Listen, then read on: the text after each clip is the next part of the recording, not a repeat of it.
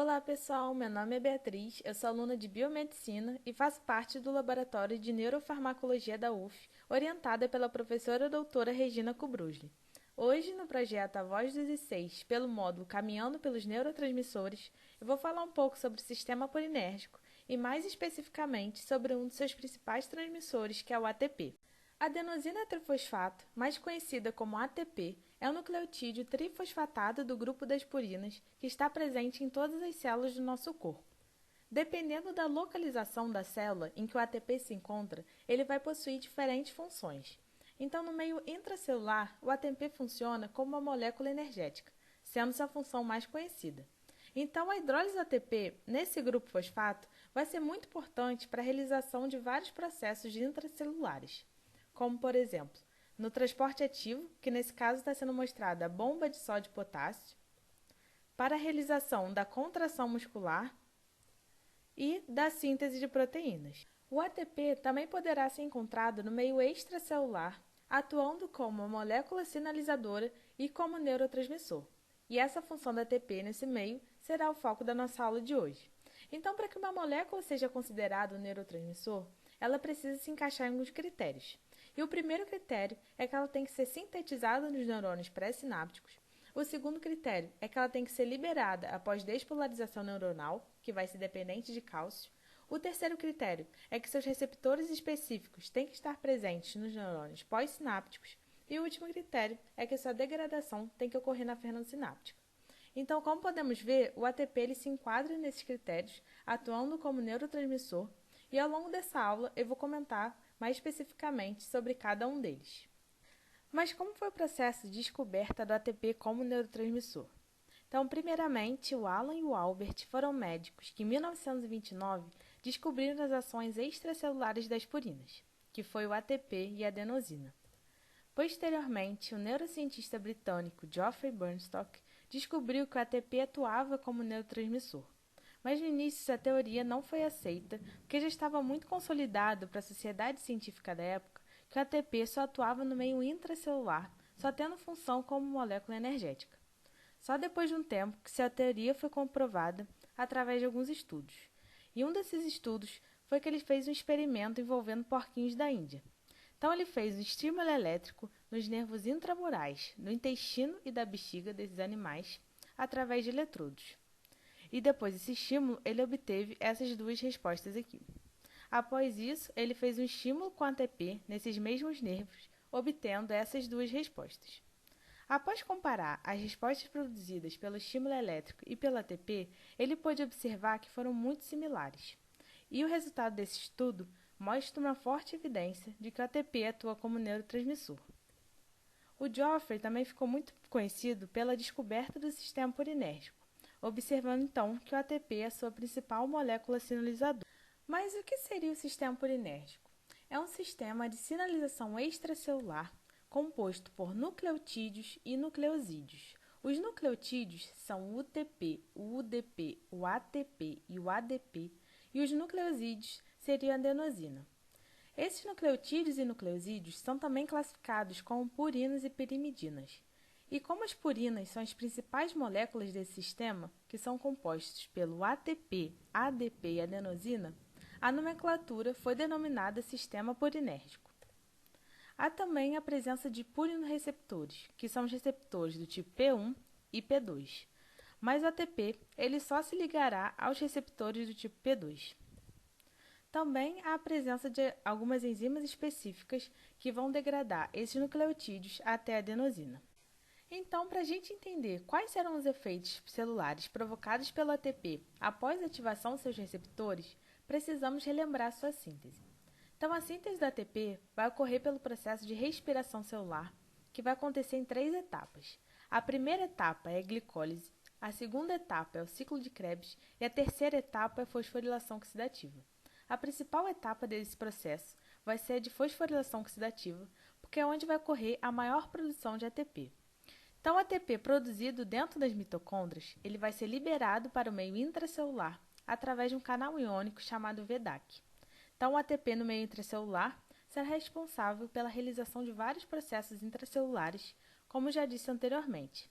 Mas o ATP ele também poderá ser liberado para o meio extracelular através de alguns mecanismos fisiológicos, como o processo de proliferação celular, e também em resposta a danos celulares, como hipóxia, estresse oxidativo, apoptose e lesão tecidual.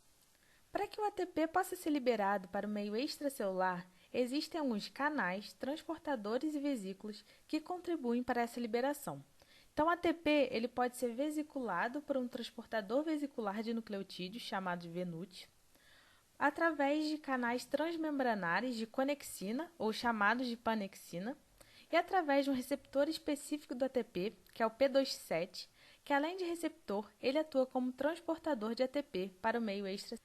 Outra forma de liberação do ATP vai ocorrer pelo processo de cotransmissão, que é quando alguns neurônios liberam ATP junto com outros neurotransmissores na mesma vesícula sináptica. E essa cotransmissão vai ocorrer na maioria dos nervos simpáticos e parasimpáticos. Nessa tabela está sendo mostrado alguns dos locais do sistema nervoso central onde ocorre essa cotransmissão e quais neurotransmissores vão ser coliberados juntamente com a ATP, que seriam a acetilcolina, a noradrenalina, o GABA, a dopamina e o glutamato. O ATP, após ser liberado, ele vai se ligar aos receptores polinérgicos do tipo P2. A molécula que se ligará aos receptores do tipo P1 será a adenosina, e convido vocês a assistirem a aula do João, que está disponibilizada no nosso canal do YouTube e que fala mais um pouco sobre essa molécula. Os receptores do tipo P2 vão ser divididos em duas famílias P2X, que vão ser os receptores ionotrópicos, e famílias P2Y, que vão ser os receptores metabotrópicos. Além dessa divisão, ocorrerá uma subdivisão, onde nos receptores P2X haverá 7 subtipos e nos receptores P2Y 8 subtipos. O ATP, após ativar os receptores P2X, vai provocar a abertura desses canais iônicos, permitindo a passagem de cálcio e sódio para dentro das células e a saída de potássio. Como os receptores P2Y são receptores metabotrópicos, eles estão acoplados à proteína G. Então, após a ativação pelo ATP, ocorrerá a ativação de diversas vias de sinalização intracelulares. Mas o ATP ele não se ligará a todos os subtipos de receptores P2Y, se ligando somente aos receptores P2Y1, 2 e 11. Todos esses 3 tipos de receptores P2Y vão estar acoplados à proteína GQ. Então, após a ativação desses receptores P2Y, vai ocorrer a ativação da fosfolipase C, permitindo o aumento dos níveis de P3 dentro das células. O receptor P2Y11 também está acoplado à proteína GS. Então, após a ativação desse receptor, haverá ativação da adenilato ciclase, permitindo o aumento dos níveis de AMP cíclico dentro das células. A degradação do ATP no meio extracelular vai ocorrer pela ação de enzimas de superfície celular chamadas ectonucleotidases. E elas vão ser divididas em 3 famílias. Família das NTPdases, que vão hidrolisar adenosina trifosfato até adenosina difosfato e adenosina difosfato até adenosina monofosfato. As NPPs vão hidrolisar adenosina trifosfato diretamente a adenosina monofosfato e as ecto-5 nucleotidases, em que vão hidrolisar adenosina monofosfato até adenosina. Como o ATP não atravessa as membranas biológicas por transporte ativo ou difusão, a degradação por essas enzimas vai ser muito importante para ver o controle da concentração do ATP no meio extracelular. Também vai ocorrer a rápida degradação do ATP nesse meio pela alta concentração dessas enzimas no meio extracelular. O ATP, após se ligar aos seus receptores, poderá provocar tanto efeitos fisiológicos quanto efeitos patológicos. E sobre os efeitos fisiológicos, vão ser divididos em 2 tipos, efeitos de curta e longa duração. Os efeitos de curta duração são os efeitos rápidos do ATP, como, por exemplo, a neurotransmissão, a secreção, que seria a secreção de citocinas pró-inflamatórias, a quimiotaxia, que é o recrutamento de células imunes para o local de lesão tecidual, e a inflamação aguda. Os efeitos de longa duração vão ser os efeitos que vão demorar de minutos a horas para acontecer, que seria a proliferação celular, que é o processo de multiplicação das células, a diferenciação celular, que é o processo de especialização das células, morte celular e neuroproteção. O ATP vai provocar alguns desses efeitos nas células gliais e, primeiramente, vou falar dos astrócitos. Os astrócitos são células que controlam o desenvolvimento e a homeostase do sistema nervoso central, além de regular a sinaptogênese. Essas células vão liberar alguns neurotransmissores, como, por exemplo, o ATP e o glutamato, que vão ser classificados como gliotransmissores. Os astrócitos vão ser a principal fonte de liberação do ATP no sistema nervoso central. E essa liberação vai ser muito importante para que haja comunicação dessas células com outras células gliais, como, por exemplo, a microglia, e da comunicação dos astrócitos com os neurônios. E essa comunicação neuroglial vai ser muito importante para regular a plasticidade das sinapses, que seriam as respostas adaptativas do sistema nervoso central, como, por exemplo, a modificação das estruturas dos circuitos neurais frente a estímulos ambientais recebidos. E essas células vão expressar dois subtipos de receptores P2, que vão ser o P2Y1 e o P2X7. Após a ativação do receptor P2Y1 pelo ATP, vai haver ativação de várias vias de sinalização nessas células que vão contribuir para a proliferação e apoptose. A ativação do receptor P2X7 também vai ativar várias vias de sinalização que vão contribuir para a liberação de citocinas pró-inflamatórias, como L1-beta, para a inflamação e a apoptose. Outra célula glial regulada pelo ATP será a microglia, que são células de defesa do sistema nervoso central que vão atuar como fagócitos. Essas células vão expressar dois subtipos de receptores P2X, o P2X7 e o P2X4. Após a ativação do receptor P2X7 pelo ATP, vai ocorrer a liberação de citocinas pró-inflamatórias, como IL-1-beta, o fator de necrose tumoral, que é o TNF-alfa, e espécies reativas de oxigênio. Após a ativação do receptor P2X4 pelo ATP, vai ocorrer a liberação do BDNF, que é o fator neurotrófico derivado do cérebro. E todos esses produtos liberados pela microglia, após a ativação ATP, vão estar relacionados aos processos de neurodegeneração e neuroinflamação. Esses dois processos vão ser classificados como os efeitos fisiopatológicos da ATP. Mas como serão gerados esses efeitos? Então foi visto que em células unificadas houve um aumento das concentrações extracelulares da ATP, atuando como fator citotóxico, e um aumento na expressão do receptor P2X7. Esse receptor, como está sendo mostrado nessa figura em azul, é um receptor um pouco diferente dos outros tipos de receptores P2X, porque para que eles sejam ativados, precisam de altas concentrações de ATP no meio extracelular, e após a ativação, eles vão abrir largos poros na membrana, permitindo a grande passagem de cálcio para dentro das células. E esse aumento de cálcio intracelular está relacionado com a ativação de vias de apoptose, contribuindo para a morte celular. E esses dois fatores vão estar relacionados ao agravamento de doenças neurodegenerativas, como Alzheimer, o Parkinson, a epilepsia, esclerose múltipla e esclerose lateral amiotrófica. E nessa aula eu vou falar mais um pouco sobre o Alzheimer. O Alzheimer é uma doença neurodegenerativa associada a algumas alterações cerebrais, como afilamento do córtex, aumento dos ventrículos e atrofia do hipocampo. Além de estar associada à hiperfosforilação da proteína tau e do acúmulo extracelular dos peptídeos beta-amiloides, formando essas placas amiloides. Mas para entender a relação do Alzheimer com a ATP, tem que explicar como ocorre a produção do peptídeo beta-amiloide. Esse peptídeo vai ser produzido através de uma proteína precursora amiloide, que é a APP, que é uma proteína de membrana que está muito expressa no cérebro.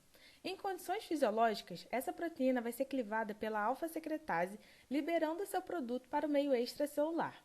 Na doença de Alzheimer, a APP será clivada de um modo anormal pela beta-secretase e alfa-secretase, produzindo peptídeo beta-amiloide. E com sucessivas clivagens anormais da APP, vai contribuir para a formação dessas placas amiloides ao redor dos neurônios. Então, nesse artigo está sendo mostrada a relação do ATP com Alzheimer, onde foi observado o aumento na expressão do receptor P2X7 na microglia ao redor das placas amiloides. Também foi observado que o acúmulo de beta-amiloide induziu a liberação de ATP e que essa liberação de ATP ativou o receptor P2X7 na microglia, controlando o processamento da APP pela via amiloidogênica, ou seja, a ativação desse receptor favoreceu a clivagem anormal da APP, podendo então contribuir para a formação das placas amiloides. Também foi visto é o aumento na síntese e liberação de citocinas pró-inflamatórias, como a IL-1. Como resultado desse artigo, os pesquisadores fizeram experimentos envolvendo seres humanos pós-mortem e em modelos animais. E nessa primeira imagem está sendo mostrado o experimento envolvendo os humanos pós-mortem. Foi utilizado então fatias de cérebro desses indivíduos que foram imunocoradas com anticorpos anti-P2X7 e anti-peptídeo beta-amiloide. E em pacientes com a doença de Alzheimer, podemos ver a presença dessas placas amiloides, mostradas aqui em verde, e ao redor dessas placas o aumento na expressão do receptor P2X7, que está representado em vermelho. Nessa imagem está sendo mostrado um gráfico onde fizeram a quantificação das placas amiloides em diferentes regiões isocorticais de camundongos. Então, nas barras cinzas, temos a presença de camundongos com a doença de Alzheimer e nas barras pretas, camundongos com a doença de Alzheimer, mas sem o receptor P2X7. E podemos ver que a ausência desse receptor diminuiu a concentração dessas placas amiloides. Sobre os fármacos que atuam nos receptores de ATP, o autor desse artigo, que é o Geoffrey Burnstock, menciona que ainda não existem muitos deles que estão sendo comercializados e que atuam nesses receptores polinérgicos. Mas ele cita os principais, que são os antagonistas do receptor P2Y12, que são o clopidogrel, o ticagrelor e o cangrelor. Eles são antiagregantes plaquetários e atuam no tratamento de trombose e derrame. Ele também menciona os antagonistas do receptor P2X7, que estão em fases iniciais de estudo e que estão sendo alvos promissores para o tratamento de algumas doenças neurodegenerativas. Então ele fala sobre o BBG, que está sendo estudado para o tratamento de Alzheimer, Parkinson e esclerose múltipla, a xantina, que é uma base purínica, está sendo estudada para o tratamento de esquizofrenia, o halopurinol para bipolaridade e a triazolopirazina para depressão. E por fim, eu trouxe alguns artigos que foram publicados pelo Laboratório de Neurobiologia da UF, que mostram a relação da ativação do receptor P2X7 com a indução de morte celular. E também trouxe esse artigo que foi publicado pelo Laboratório de Neurofarmacologia da UF, que utiliza uma técnica que se aproveita do sistema polinérgico para diferenciar os neurônios de células gliais com base nas diferentes respostas a cloreto de potássio e ATP. Essa técnica ocorre em tempo real e permite a visualização da entrada de cálcio nas células. Então, quando entra cálcio nessas células, ela vai brilhar devido à emissão de fluóforo. O KCl vai provocar despolarização em neurônios e abrir canais de cálcio, permitindo a passagem desses íons para dentro das células. Então, podemos ver aqui a emissão desse fluóforo por esses neurônios após estimulação ao KCl. O ATP vai ativar os receptores P2X7 presentes na glia de Miller, que tem na retina e que são canais de cálcio. Então, como nessa cultura de células de retina, somente as células da glia vão apresentar o receptor do ATP, que é o P2X7, ao haver ativação desse receptor, faz com que ocorra a emissão do fluóforo, podendo então diferenciar as células gliais dos neurônios. Então, podemos ver aqui a emissão desse fluóforo, aqui em verde, que seriam as células gliais. E aqui também podemos ver mais especificamente a emissão desse fluóforo por essas células gliais. Essas são minhas referências bibliográficas. Obrigada por ter assistido essa apresentação e eu queria agradecer ao Matheus Temponi, que me ajudou bastante para que eu pudesse apresentar essa aula. E lembrar que esse vídeo deve ser utilizado apenas para fins educacionais e não lucrativos.